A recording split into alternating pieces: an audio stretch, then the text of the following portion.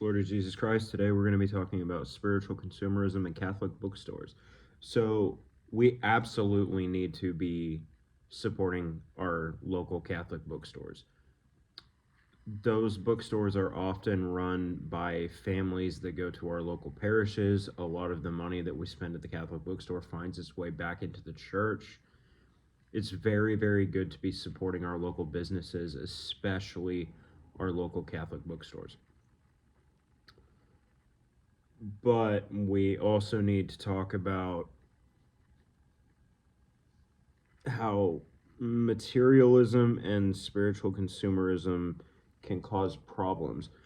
So I see a lot of Catholics, particularly newer Catholics, who they go and they buy a massive amount of things, uh, crucifixes, books, rosaries, icons, statues, all of it. They buy a massive amount of it. And I admit maybe I'm being a little hypocritical here because of my wall back here. But we see a lot of Catholics, potentially myself included, buying all of these items but not really using it very much. So, for example, rosaries. There are a lot of people who will go and they will buy like 50,000 rosaries, but in reality, they're not actually even regularly praying the rosary. So they have all these rosaries, but they're not actually praying it.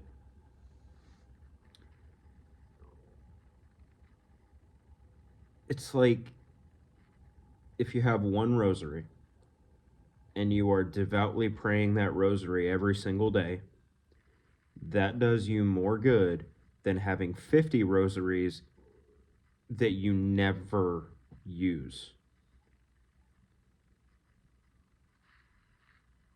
It's it's the same with icons. So a purpose of an icon is to really focus on what the icon represents. Every icon tells a story. Every icon is designed the way it is for a reason. Every piece of an icon, an actual icon, not a fake icon, but an actual icon,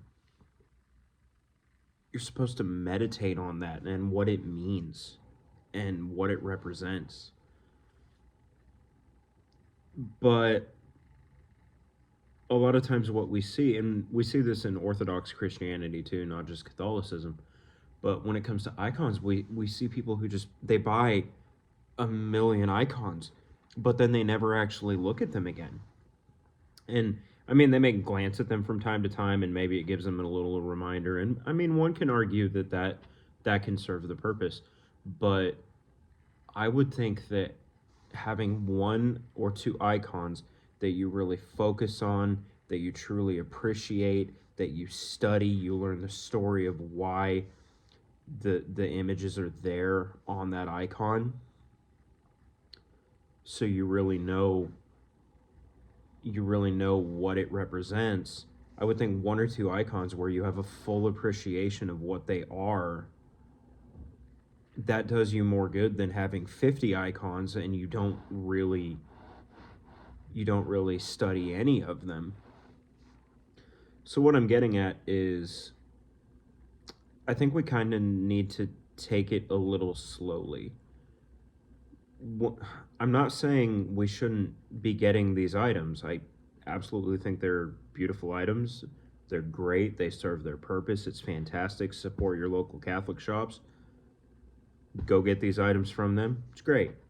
But do it in a way that actually helps your faith. Do it in a way that helps you become more knowledgeable and humble.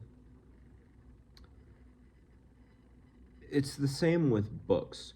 So we see Catholics and some Orthodox too, who go and buy all of these all of these books on the faith, but don't actually open the books. They don't actually read the books or find a way to apply what the books are saying. They don't find a way to weed out the bad information from the good information. They don't find a way to help grow using that information. They just have these books stacking up that nobody touches. I think it would be better if we go and we pick, instead of buying a bunch of books that we're never going to use, we pick one or two books that we are going to read. We make it a point to read those books. We make it a point to meditate on what those books say, to pray on what those books say, to weed out the good information, or correction, to weed out the bad information from the good information, and then apply the good information to our lives. And then when we've got a solid grasp of what that book is telling us and what God wants us to learn from that book, then we go to the next book. We do it again. And then we go to the next book and we do it again. What is the point of having the Summa if you never read the Summa? Just to say you have the Summa? Just to show off your book collection? And I'm not saying that everyone that has a bunch of books does this, so don't take it that way. But is it, some people would do this. Is it to just show off your big book collection and say, look at all my books? I haven't actually read any of them, but look at all my books.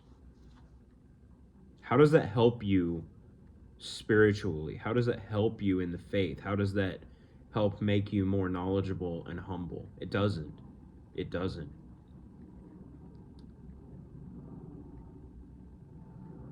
I think that, and I heard an Orthodox priest talk about this too, and it made a lot of sense, but spiritual consumerism is a big danger, because if we just get a bunch of items, then we might start feeling like we are at a higher level of the faith than we are, just because we have these items. Like, oh, I have all of these statues, I have all of these rosaries, I have all of these books, and that means that I am faithful.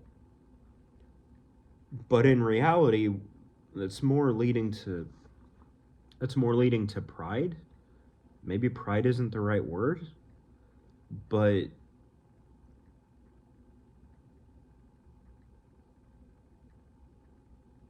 we need to be really using these things to make ourselves better, to help us imitate Christ more, to help us spread the good news more, to help us counter heresies more. We don't need to just be blindly hoarding items that we're not applying to our lives. And like I said earlier in the video, I know that maybe I'm being a little hypocritical here, because I've got multiple crosses. I've got multiple pictures of Mary. I've got prayer cards all up on my wall, which I actually want to expand on that. But we really need to be using these to help us grow. For example, what's the point in having a big prayer corner, big well-designed prayer corner, beautiful prayer corner, if you never actually use it to pray?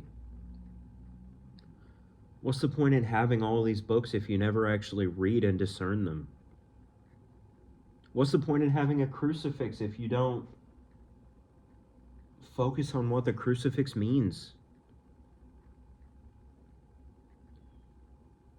I'm not telling you not to go out and buy all these items, but if you're going to go out and buy all these items, make sure that you're using them, make sure that you're buying them for the right reasons. Make sure that you're using them to help yourself become a better Catholic. If you're watching this and you're Orthodox, make sure you're using it to help yourself become a better Orthodox Christian. If even if you're Protestant, I I've I saw this a lot when I was a Protestant. Protestants going and buying all the Jesus stuff, buying a million Bibles, which were mostly missing books, but that's a story for another time. But really, it's any Christian in general. It's not just Catholics, it's any Christian in general. Any Christian can be overcome by spiritual consumerism and materialism, where just having the items is more important than actually using the items to help build the faith.